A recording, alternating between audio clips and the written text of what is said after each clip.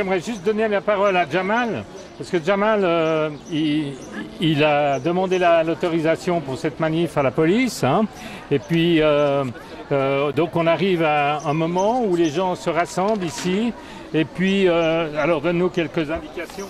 Bonjour, d'abord merci à tout le monde qui sont déplacés pour être ici, pour cette manifestation, la 10e édition. Je remercie Vincent de Père pour toujours, Maître Sonsonon, Bonacion Sonsonon, et la Giorgio qui vient de l'Italie exprès aussi pour. Exprès d'Ivoire, ouais. Oui, c'est la 2e fois qu'il participe à une manifestation en Suisse. Voilà, le but en fait, alors, le but, vas-y. Alors c'est pour dénoncer la passivité de certains services de la protection de l'enfant qui se permettent des fois de jouer leur rôle en fait, de faire être juge et partie en même temps. Alors malheureusement certains juges alors ils font trop confiance à ces assistants.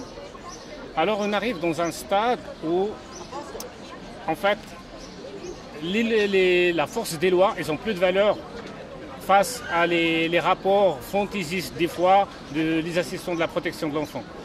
Alors voilà, je laisse Vincent aussi compléter. Je crois qu'il connaît aussi la cause comme moi ou bien plus même.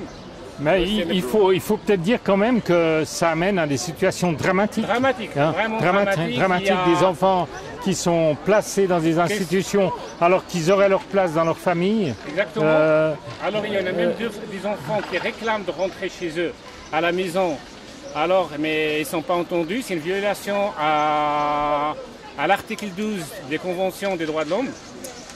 Et que malheureusement leurs souhaits, les enfants ne sont pas entendus. Ouais. Et puis par ailleurs, il y a toute la problématique aussi du partage de la garde, avec souvent soit la maman, soit même le père qui en fait garde l'enfant et en fait l'autre conjoint, en général séparé dans ces conditions-là, n'a plus accès à l'enfant et l'enfant surtout n'a plus accès aux parents. C'est dans ce sens-là qu'il faut voir les choses. Hein. Alors au niveau en fait, je dis que dans la Constitution, je crois il y a la garde partagée qui est dans la règle depuis 2014, je crois, maître, c'est juste 2017. Ouais, 17 plus moins 5 ans, je crois, avant. Et que le problème, c'est que certains assistants profitent de la situation. En fait, même eux-mêmes, ils participent à alimenter le conflit. Et après, pour se justifier, dire voilà, il y a un conflit. Ouais. Mais le conflit, il n'y est pas en fait. Le conflit, parce que les parents, ils veulent un père, soit la mère ou le père, ils veulent juste la garde partagée, ce qui est bien pour le bien-être de l'enfant, en fait, pour un équilibre. Absolument.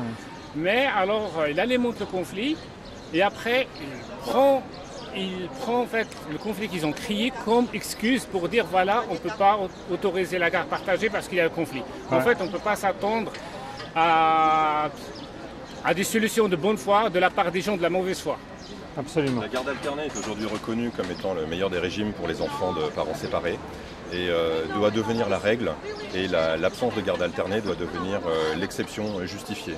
Le refus d'un des deux parents de la garde alternée, qui est souvent motivé par une envie de nuire ou une arrière-pensée par rapport à un aspect de pension, ne peut pas nourrir une motivation d'un juge pour l'empêcher, alors que l'autre parent est prêt, est disposé et le souhaite. Sachant que l'intérêt de l'enfant, c'est reconnu aujourd'hui. Il y a une étude de Linda Nielsen qui a regroupé tout un ensemble d'études universitaires partout dans le monde qui ont démontré que les bienfaits de la garde alternée sur la santé psychologique, physique de l'enfant, la construction de sa personnalité, sont de nature à nous amener à privilégier par défaut ce mode de garde, qu'ils vont tout aussi bien que les enfants qui vivent sous le même toit de leurs parents réunis avant une séparation, si elle devait arriver, ou quand il n'y a pas de séparation. Et que les enfants qui ont des gardes qui sont disproportionnées en partage de temps, que ce soit pour la maman ou pour le papa, on n'est pas là pour...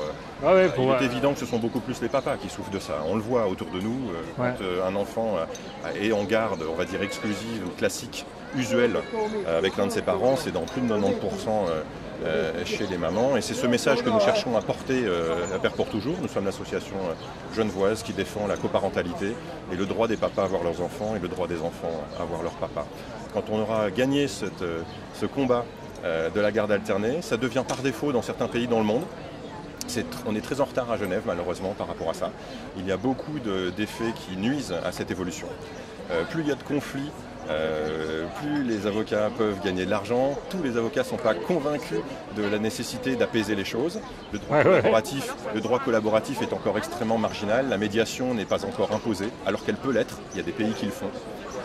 Il y a encore donc un beau chemin qu'on peut faire tous ensemble pour améliorer le sort des enfants et finalement de l'ensemble des parents, parce que c'est beaucoup de souffrance pour les parents lorsqu'un combat, lorsqu'une guerre judiciaire dure. Sans compter la durée des procédures judiciaires qui rajoutent de l'huile sur le feu. Et on pourrait imaginer que des progrès puissent être faits de ce point de vue-là, mais c'est quelque chose qui n'est pas spécifique aux affaires familiales, mais qu'on pourrait trouver dans d'autres aspects de la justice. Merci. Ouais. Merci à vous. Alors oui, moi je constate qu'il y a énormément de problèmes à l'heure actuelle dans les rapports des intervenants, que ce soit des pédopsychiatres ou des services de protection de la jeunesse, parce qu'on assiste, à mon avis, à une véritable religion du parti pris. Certes, c'est une science humaine qui est soumise à un certain pouvoir d'appréciation, mais souvent, on a une personne qui se présente pour un rapport et tout de suite, on la catalogue. Et c'est vraiment une catastrophe parce qu'on n'essaie pas de fouiller les faits. Et souvent, on voit qu'on a à peu près n'importe quoi. Je suis moi-même avocat. J'ai l'impression d'avoir deux personnes différentes, souvent, si je lis ce qui est écrit et puis ce que je peux voir et constater la personne. Voilà. Et puis la deuxième chose que je constate aussi, c'est que c'est un peu plus technique, mais ce que je trouve inadmissible, c'est que l'on ne reconnaisse toujours pas le syndrome d'aliénation parentale dans de larges cercles. On essaye toujours de passer à côté. Il y a pourtant aujourd'hui des critères. Il y a des gens qui disent qu'il y a à peu près 4 critères qui permettent de démontrer qu'il y a une situation d'aliénation parentale. Et je vois que malheureusement, on n'en tient pas compte. Et on bute à n'importe quoi.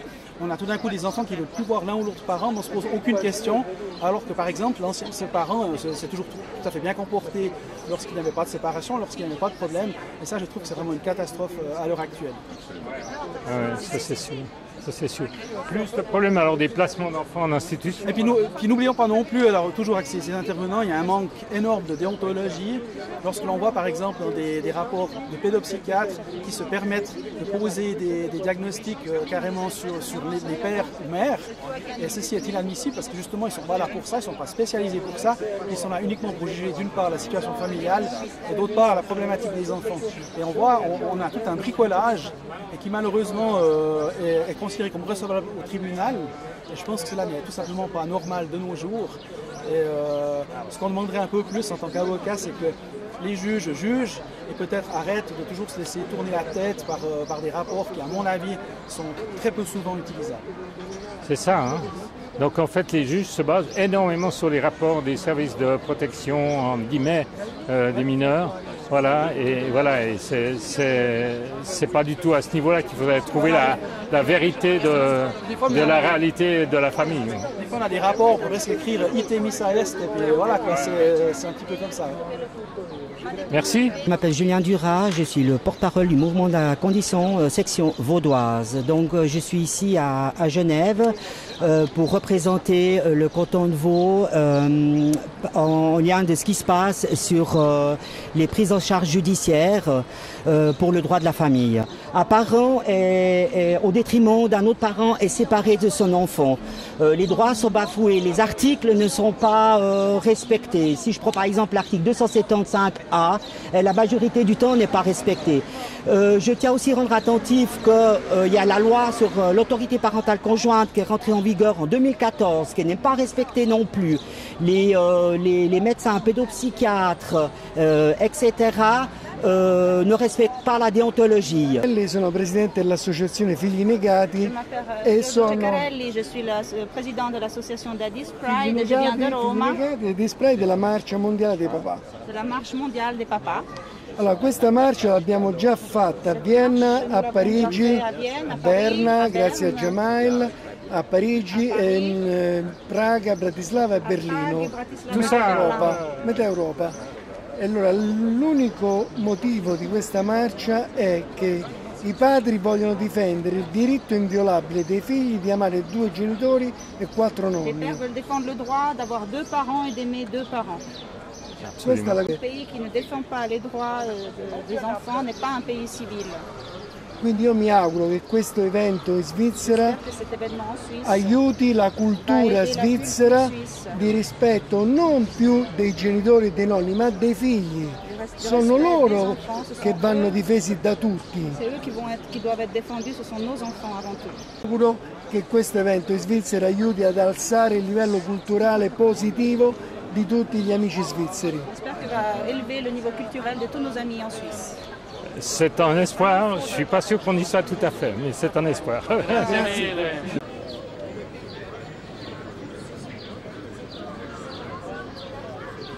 Bonjour, je me présente, c'est Moniz Younes. Et puis moi je suis là pour dénoncer les abus de pouvoir de l'OPE, l'Office de protection de l'enfance, et puis l'APEA, Autorité de protection de l'enfance et de l'adulte du canton du Valais. Donc je suis citoyen français, ma femme est malheureusement décédée au mois de mars 2019. Je vis avec mon fils en France, je suis rentré en Suisse juste en tant que touriste. On m'a arrêté à la douane, on m'avait mis en garde à vue. Il y a l'OPE qui a récupéré mon fils et l'a ramené chez les grands-parents qui habitent aussi en France. Le lendemain, quand on m'a présenté auprès du procureur du ministère public vaudois, j'ai appris qu'une plainte par l'OPE du Valais a été déposée pour enlèvement d'enfants, ce qui est faux, parce que mon fils vivait chez moi avec une connaissance des autorités françaises. Et puis ils l'ont enlevé violemment, ils l'ont ramené chez les grands-parents sans aucun droit. Donc en violation de tous les droits qui peuvent exister, que ce soit dans l'Union européenne ou des droits de l'homme les plus basiques, les plus fondamentaux. Donc voilà, moi il faut que ça cesse. Je fais appel à la Confédération pour intervenir. On ne peut pas accepter des choses comme ça en Suisse. C'est juste de la folie mon histoire. Et j'espère que ça sera réglé le plus rapidement possible. C'est de l'abus de pouvoir, tout simplement, c'est de l'abus de pouvoir. Je ne sais pas s'il y a une corruption dedans ou quoi, je n'ai aucune idée. Il m'accuse d'enlever mon propre fils. Donc quand j'ai vu d'abord le procureur du canton de Vaud, ce dernier il m'a relaxé. Et puis il a dit qu'il n'était pas compétent. Derrière, l'APEA, il a dit que c'était le ministère public du canton du Valais qui était compétent. Donc ils ont dû transférer encore mon dossier, la plainte pour enlèvement d'enfants, au ministère public du canton du Valais. Ce dernier, je viens de recevoir tout juste dernièrement une décision qui dit qu'il n'est pas compétent, il a transféré le fort aux autorités françaises. Donc on m'a arrêté, on m'a mis en garde à vue, c'est de l'abus de pouvoir. Ça nous a choqués, que ce soit mon fils il est traumatisé par cette histoire. Je l'ai eu au téléphone, il est choqué, moi je suis choqué. C'est catastrophique, ça nous a détruits. Nous sommes ici pour manifester contre notamment les abus du SPMI. Des enfants sont placés abusivement, particulièrement le petit Enzo. Sa grand-mère n'a plus de nouvelles de lui, n'a pas le droit de le voir. Alors qu'il faut préciser, la grand-mère d'Enzo était assistante maternelle, elle était famille d'accueil, des nombreux papas, des nombreuses mamans dont on a arraché l'enfant pour le remettre en foyer. Ça rapporte environ 5 000 à 7 000 francs. Voilà, on est avec Lucie qui a un témoignage tout à fait prenant. Je pense qu'une bonne partie d'entre nous savent déjà ce qui s'est passé, mais je pense que c'est bien si tu nous redis exactement la situation. Oui, volontiers. Je dirais pas avec plaisir, mais c'est juste pour rappeler les personnes qui n'ont pas suivi et qui posent des questions, justement, qu'en fait, l'histoire a commencé le 14 mai où Enzo a été enlevé dans son école de façon illicite, sans aucune, disons, autorisation. Et sans Il n'y avait aucun raison. papier écrit à ce moment-là. Aucun papier légal de la part de la juge. Ce n'était pas encore, disons, la situation. Et elle-même avait dit qu'il n'y avait pas de raison à ce que l'enfant soit déplacé le 19 février. Donc c'est écrit sur un PV, noir sur blanc. Malgré cela, le tuteur et son chef ont organisé le déplacement d'Enzo, l'enlèvement, séquestration, enlèvement, placement dans un foyer. sans autorisation. Hein, et à ce jour, eh bien, je n'ai toujours pas eu une raison, un motif. Un motif, c'est rien. ça. À ce jour, je n'ai pas un motif réel qui pourrait inquiéter des autorités pour agir de telle façon. Donc, on dit bien, c'est un pur enlèvement qui a été fait dans un abus de pouvoir et puis ça ressemble à une sorte de règlement personnel, de compte avec moi-même, puisqu'on n'est pas en accord sur tous les domaines et bien heureusement. Et c'est ça qui les dérange en fait, que je ne sois pas toujours en accord avec eux. C'est simplement une question d'orgueil et d'abus de pouvoir et ils n'ont pas. Le directeur du SPMI ne me donne pas un rendez-vous, il délègue au chef, le tuteur lui-même est absent, ne signe même pas les courriers. Donc il est venu le jour de l'enlèvement, là on ne sait pas vraiment ce qu'il fait, ce qu'il joue comme rôle, mais c'est le chef de groupe qui intervient, qui prend le rôle. C'est lui d'ailleurs, je pense à mon avis, et l'avis de tout le monde qui a organisé cet enlèvement parce qu'il n'y avait aucune raison valable. Il n'y a aucune raison. Il n'y a rien d'écrit noir sur blanc, voilà, il y avait une urgence. Qu'est-ce que ça a donné, la pétition, les manifestations? Attends, mais parce que... Bon, ok. Oui. Alors, la pétition, eh bien, j'ai transmis les signatures à Madame la conseillère d'État du DIP, Emery Toracinta.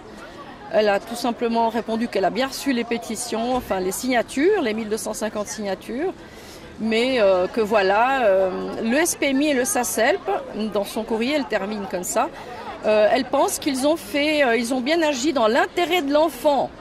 Et ça, c'est un truc qui ne passe pas, je digère pas ça. Quel est l'intérêt de l'enfant? De l'enlever dans un milieu, un environnement où il est depuis 7 ans et demi bien élevé, éduqué, il a tout ce qu'il faut, et le placer dans un lugubre foyer qui est dépersonnalisé, il ne connaît personne, cet enfant est traumatisé, il doit penser qu'on l'a abandonné, que je l'ai abandonné. Et ça, Madame Toracinta, elle a osé écrire noir sur blanc que c'est pour le bien-être de l'enfant, pour l'intérêt de l'enfant que le SPMI et le SACELP a agi. Je suis choquée, vraiment je suis choquée. Moi, ce que j'aimerais juste rappeler, parce que peut-être tout le monde ne le sait pas, donc tu es la grand-maman et tu avais été constituée en famille d'accueil par rapport à Enzo.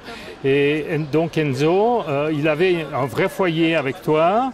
Et puis, aucun indice ne montrerait qu'il y a eu un problème avec ça.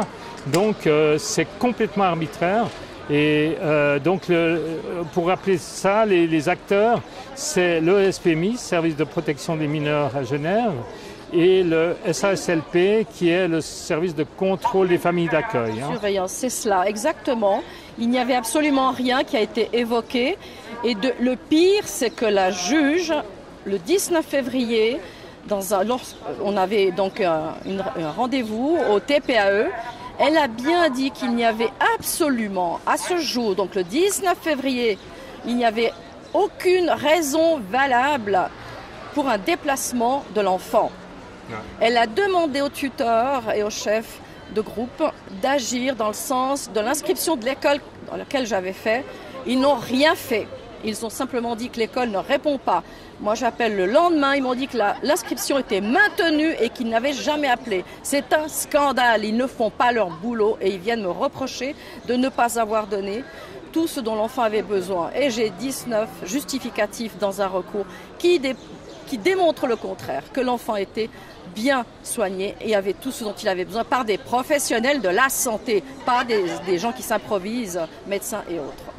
Absolument. Non, c'est un véritable scandale. C'est une bavure énorme. Et je ne sais pas, là, ils sont tous bloqués. Personne ne répond. La juge, elle ne répond pas. Elle avait jusqu'au 24 juin. Personne ne répond. Et j'ai reçu des courriers me disant qu'on reporte tout. Pour des raisons estivales, on reporte au 15 août. Donc l'enfant est là, dans la souffrance jusqu'au 15 bien août. Sûr, septembre. Et voilà, ces délais, en fait, de l'administration, c'est absolument inadmissible parce que derrière, l'enfant est en souffrance dans un lieu qui n'est pas du tout... Et donc la juge ne se fait pas respecter elle-même. Le directeur du SPMI n'est pas au courant de ce qui se passe puisqu'il délègue à celui qui a organisé l'enlèvement. Mais c'est un scandale énorme. Il faut vraiment que ça s'arrête, quoi. Je veux dire que les supérieurs hiérarchiques ne se font pas respecter par un tuteur qui mène la barque. Il fait ce que bon lui semble. Il n'est pas arrêté, il n'est pas interpellé, rien. Et le directeur délègue que j'aille prendre rendez-vous avec le chef de groupe du tuteur absent. Prochaines étapes alors? Les prochaines étapes, donc j'attends qu'on me donne un rendez-vous. J'ai demandé un rendez-vous au SPMI avec le directeur, les deux tuteurs présents. Je veux qu'il y ait un PV qui soit fait et que 3 personnes m'accompagnent. Ouais. Il y aura la juriste du SPMI. On se réjouit de parler avec elle si nos lois se rejoignent. Mais on m'a répondu qu'ils ne voulaient pas des personnes qui sont des agitateurs, qui sont sur les vidéos, et puis qui ne prennent pas de PV. Comme ça, il n'y a pas de traces. Hein. Tout ce qu'on va dire, c'est pas important, hein, la souffrance d'un enfant. Mais c'est gravissime ce que le directeur du SPMI fait comme travail. C'est gravissime. Il ne prend pas conscience qu'il y a la souffrance d'un enfant qui est là. Il attend que quelqu'un, un adulte responsable, décide de le libérer de ce foyer et le permettre de retourner chez lui, là où il a vécu depuis qu'il est bébé. C'est tout ce qu'on attend. Mais tout le monde est en attente, on prolonge, mais je ne sais pas quel est l'aboutissement. Je ne vois pas un aboutissement vraiment positif de leur part, quoi. Parce qu'ils auraient déjà répondu. Ils savent qu'ils sont en tort. C'est une bavure énorme. Et là, ils n'osent pas dire quoi que ce soit. Ils n'osent pas. Personne, il n'y a pas un adulte responsable, que ce soit une juge, un directeur, qui est venu me dire, voilà madame ce qui se passe.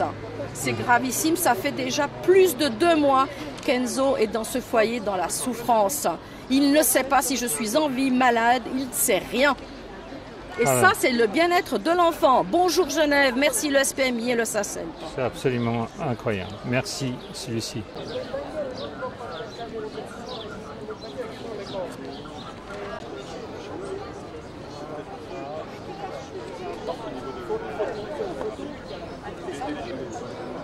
Ah, pardon. Gérard? Ah, c'est lui. Ah, moi je parlais.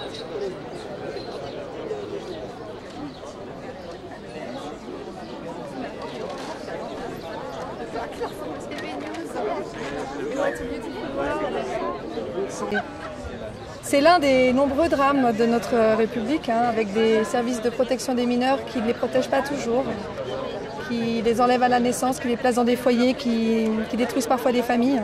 Des abus de pouvoir. Il y a des abus de pouvoir au niveau des magistrats, au niveau des psys, au niveau des autorités. Ouais. Que leurs témoignages sont édifiants, intéressants. Il faut vraiment les entendre, ces personnes. Il y a Enzo et sa grand-mère Lucie, il faudrait leur parler, je pense.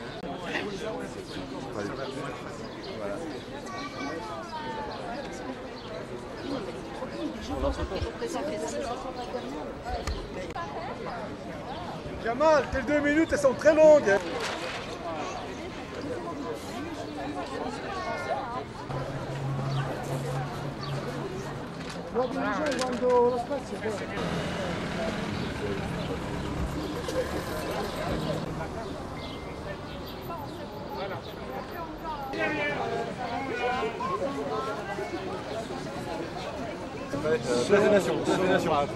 Donc il y a un mérite.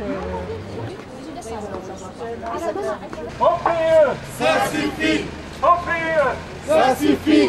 Nos enfants. Aux enfants. Et après, c'est toutes les questions à se poser pour ceux qui ne s'en posent pas. Et là, on va vers la place des Nations, qui est censée, qu'on connaît bien maintenant avec la chaîne humaine de l'année dernière. Et on la pratique régulièrement avec le rassemblement 4G Bien Assez. Donc voilà, c'est l'occasion de se rassembler, de se revigorer, de reprendre des forces ensemble et de faire parler justement des abus des services de protection des mineurs qui n'ont pas vraiment cessé leur dysfonctionnement, malgré le remaniement de la direction du SPMI par exemple. On n'a pas tellement vu de différence. On aimerait que Enzo soit rendu à sa grand-mère. L'appartement de Lucie qui est ici. D'accord. Donc un magnifique appartement où il y avait une belle chambre pour Enzo. Elle avait des subventions normales et des allocations qui lui sont aujourd'hui supprimées parce que l'enfant est en foyer et elle ne peut plus subvenir au paiement de cet appartement. Donc les effets subsidiaires à cet enlèvement d'enfant, c'est que maintenant Lucie va perdre son logement, c'est ça? Oui. il faut vraiment qu'on fasse quelque chose, il faut que ce soit relayé, médiatisé, il faut que Enzo revienne. Et c'est pas le seul. Hein. Regardez là, SPMI, SPJ, APA, OPE, laissez nos familles tranquilles.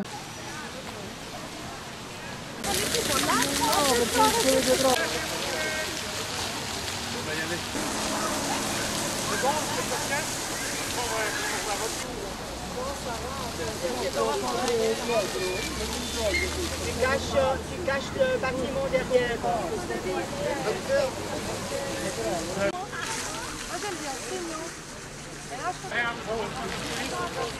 Nous, à la manifestation Gilet Orange, acte 10, Monsieur Douana, député au Grand Conseil de Genève, et aussi Maître Benoît Sansonon de Fribourg. D'abord, je les remercie pour d'être là avec nous, par solidarité, pour nous soutenir, pour soutenir la cause. Alors, je commence avec Monsieur le député. Alors moi je suis venu à titre personnel, citoyen, pour témoigner ma solidarité envers les personnes qui étaient là aujourd'hui. Je remercie Jamal pour l'organisation et les associations qui ont en tête les biens des enfants et des petits-enfants qui ont traversé la ville alors qu'il fait extrêmement chaud, qu'on a très soif, qu'on est au bord de l'insolation, pour dénoncer ces injustices que Jamal dénonce depuis des années, que les associations continuent à dénoncer avec raison. Ce qui m'inquiète particulièrement, c'est qu'on est dans un climat où il y a beaucoup d'incertitudes, peut-être aussi potentiellement des atteintes à nos libertés avec le Covid, et surtout il y a un discours qui va revenir sur l'absolue nécessité de couper les budgets, de faire très attention à pas dépenser l'argent, à mieux le dépenser.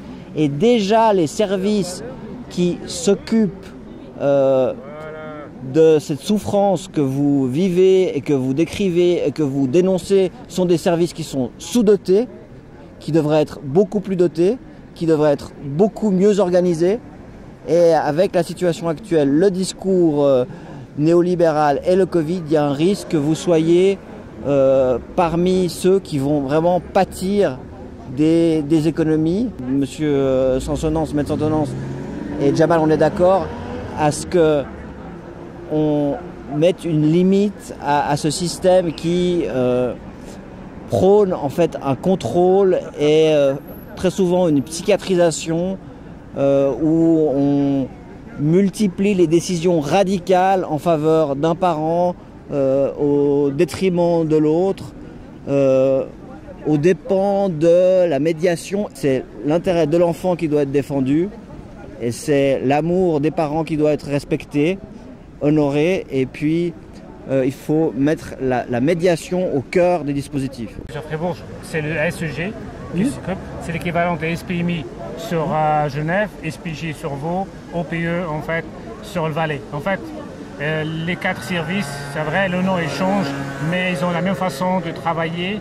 On constate les mêmes abus et les mêmes façons de faire dans tous les cantons presque similaires.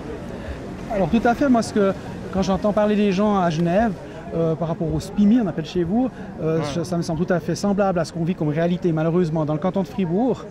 Et moi ce que je constate comme avocat justement, c'est que tous ces soi-disant intervenants spécialisés et autres, en fait, créent plus de problèmes qu'ils en résolvent. Parce que le problème, c'est un petit peu notre mentalité à l'heure actuelle, il faut des consultants pour tout. Alors maintenant, il faut même des consultants pour savoir comment on va vivre en famille, etc. On a des gens qui nous disent comment il faudrait soi-disant faire, sans tenir compte des cultures différentes, des familles différentes, etc. On se base sur un parti pris, on donne des leçons, et puis finalement, ça crée d'énormes catastrophes. Et c'est vraiment ce que je constate tous les jours. Et on a fréquemment, on nous dit aux avocats, aux juges, qu'on a toujours une mentalité de gagnant, il y a un gagnant, un perdant. Mais en fait, je crois surtout que ce sont plutôt les intervenants, y compris les pédopsychiatres, qui créent cette mentalité-là. Parce que dès le début, quand on est dans une procédure contentieuse, j'ai vraiment la nette impression, c'est une expérience vraiment professionnelle, qu'on va tout de suite mettre l'accent sur un parent, on va le fustiger par rapport à l'autre. Et je trouve ceci tout à fait déplorable et déplacé, et c'est malheureusement souvent très peu professionnel. Il y a beaucoup de querelles idéologiques, à mon avis, dans ce milieu pédopsychiatrique et d'intervention de la jeunesse. Par exemple, ça fait bientôt 40 ans que le syndrome d'aliénation parentale est décrit de manière tout à fait précise. Il y a des critères, et je vois de nombreux dossiers où il y a des tels critères, mais comme par hasard, on passe comme chat sur braise. Alors je trouve ceci à tout le moins déplacé. Et à mon avis, ce qui serait vraiment bien, c'est que justement peut-être aussi que le juge recommence à juger avec aussi son bon sens, comme on avait plus autrefois quand j'ai commencé mon métier, plutôt que de chaque fois se cacher derrière un paravent peut-être un petit peu confortable du prétendu spécialiste.